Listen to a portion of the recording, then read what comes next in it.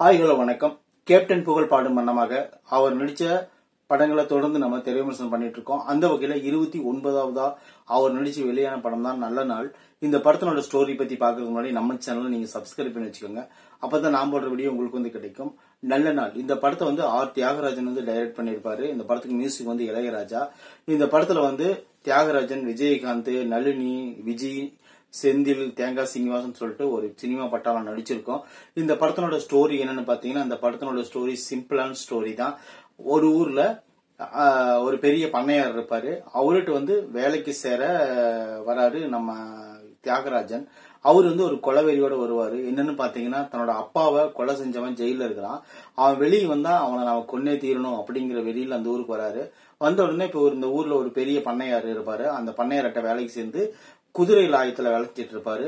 அதுக்கிடையில அந்த இடத்துல அவருக்கு ஒரு மனைவி கிடைப்பாங்க. அவங்க யாருன்னு பாத்தீங்கன்னா நளினி.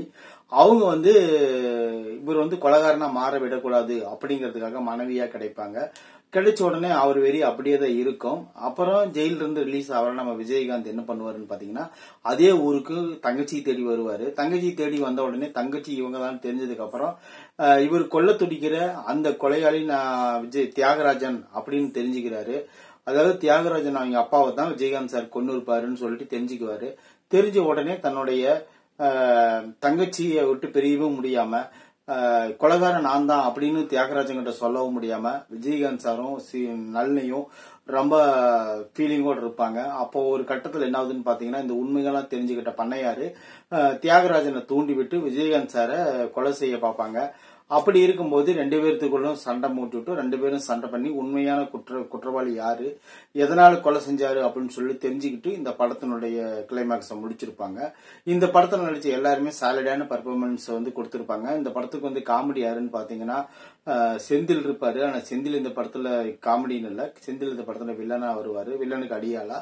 இந்த படத்துல காமெடி ரோல் பண்ணிக்கிறது யாருன்னு பாத்தீங்கன்னா நம்ம தேங்காய் சீனிவாசன், அப்புறம் இவரு உசிலமணி அப்படின்ட்டு ஒரு 2-3 பேர் இருப்பாங்க. அவங்கதான் காமெடி பண்ணுவாங்க. அப்புறம் இந்த படத்துல ஃபைட்டிங் எல்லாம் பேசும்படியா இருக்கும். இந்த படத்துல பாடல்கள் ஓரளவுக்கு கேட்கும்படியா இருக்கும். இந்த படத்துல முக்கியமா அவங்க நம்பி எடுத்தது என்ன காரணம்னு பாத்தீங்கன்னா, இந்த படத்துல சண்டை காட்சிகள் தான். இந்த படத்துல எல்லாருமே பர்ஃபார்மன்ஸ் கரெக்டா பண்ணிருப்பாங்க. ஃபைட்டிங்ஸ் எல்லாம் அந்த அளவுக்கு வெயித்தனமா தெரியா இருக்கும். கிளைமேக்ஸ் ஃபைட் எல்லாம் பாத்தீங்கன்னா ஒரு 10 நிமிஷத்துக்கு மேல போகும். அந்த விஜயகாந்த் சாருக்கும் தியாகராஜனுக்கும்.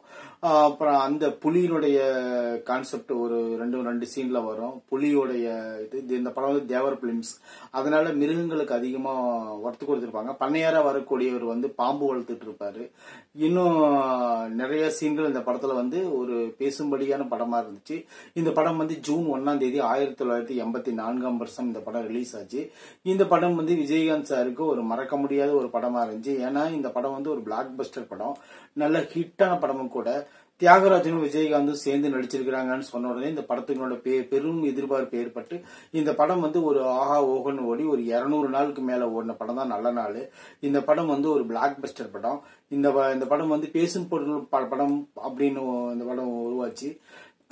இந்த படத்தை பார்க்கணும்னு ஆசைப்பட்டீங்கன்னா கண்டிப்பா பாருங்க. நம்ம கேப்டன் சார் அந்த அளவுக்கு நடிச்சிருப்பாரு. தியாகராஜன் அதை விட சூப்பரா நடிச்சிருப்பாரு. ஏன்னா இந்த படத்துல கேப்டன் வர்றதுக்கு 3/4 மணி நேரத்துக்கு மேலதான் படத்தை வருவாரு.